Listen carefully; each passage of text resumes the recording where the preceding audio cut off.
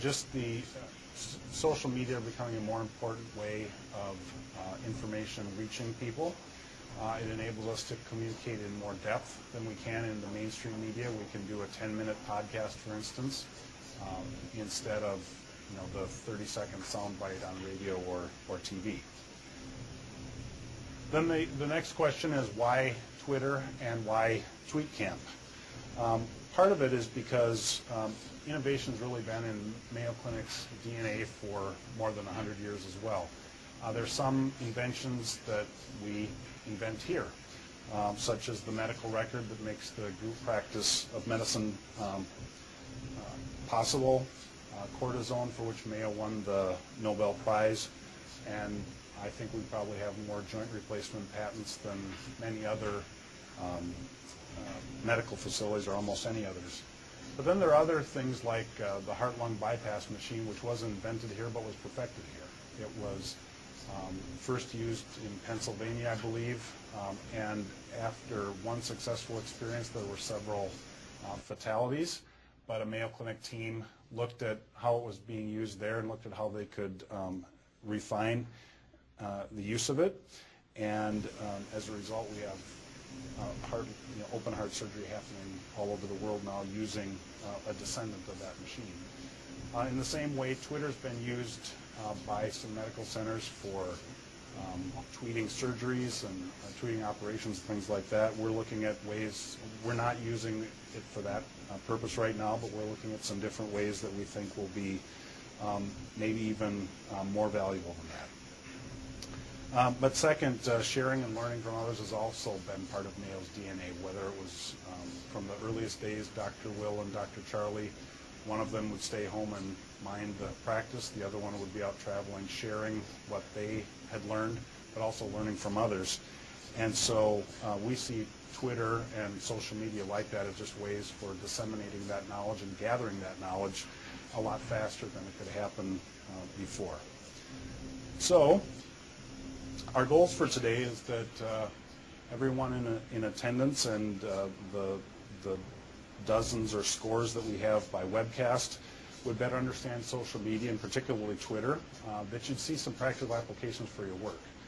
We had a guest here last week for Tweetcamp who now is actually using it next week in an event that we'll be talking about a little bit later.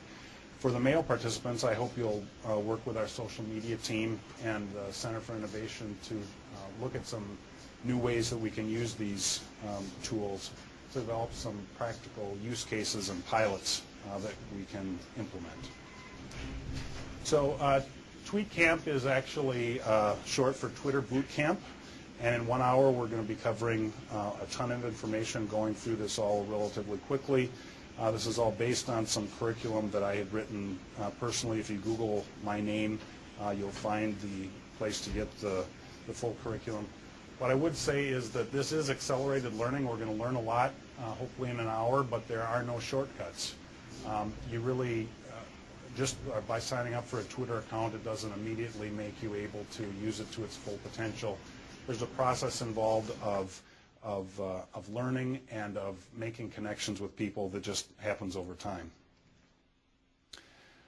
Wanted to also start with some distinctions between Twitter and Facebook. How many of you have a Facebook profile right now? Almost everybody has a Facebook profile. Well, the difference between Facebook and Twitter is that Facebook is for your friends or for high school friends, people you used to know. Twitter is more for the friends you don't know yet. It's a way of finding out, making connections with people who have common interests. And as you compare it with blogs, Twitter is a microblog. Twitter is just a blog that allows you to use 140 characters instead of going on and on potentially forever. The limited length of a Twitter post reduces the barrier, and there also is no formatting involved in it.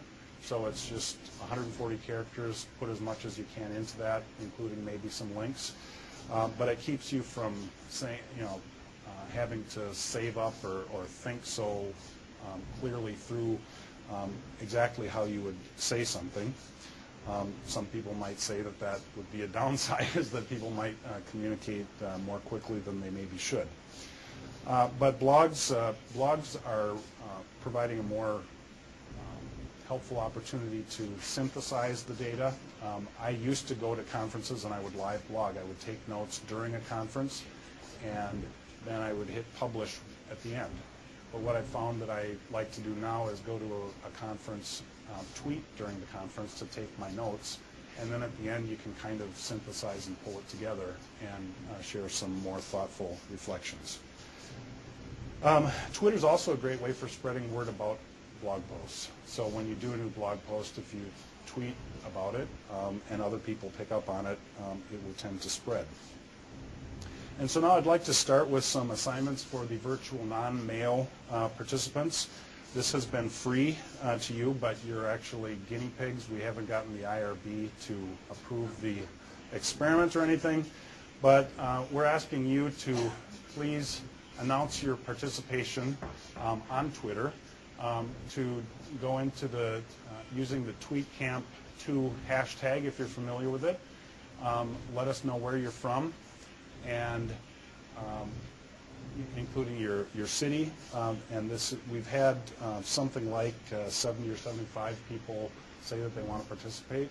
So part of the goal here is to be able to show our Mayo friends who's participating. So we're going to go back to the, well, we're seeing some of these show up.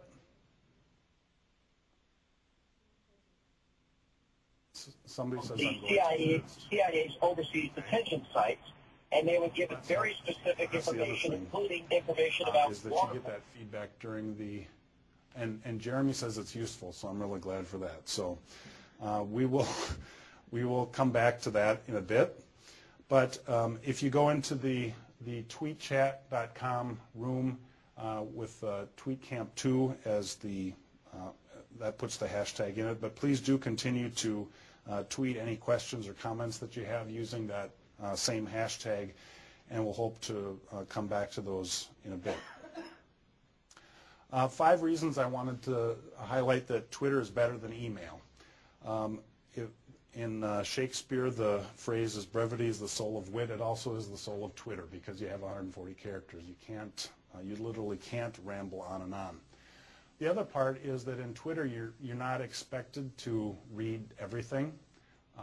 When you get an email, it's really addressed to you, and there's kind of a moral obligation almost to respond to it. Some of us do better with that than others. But the other part of it that's helpful is that conversations are open. In email, you send a message to a certain recipient or a number of recipients. They're the only ones who get that unless they decide to forward it. In Twitter, those questions, the posts that you put out there are available for anybody to see. Also, though, the direct messages that you send in Twitter can reach recipients with a certain level of urgency and priority. It comes as a text message on the cell phone, for instance.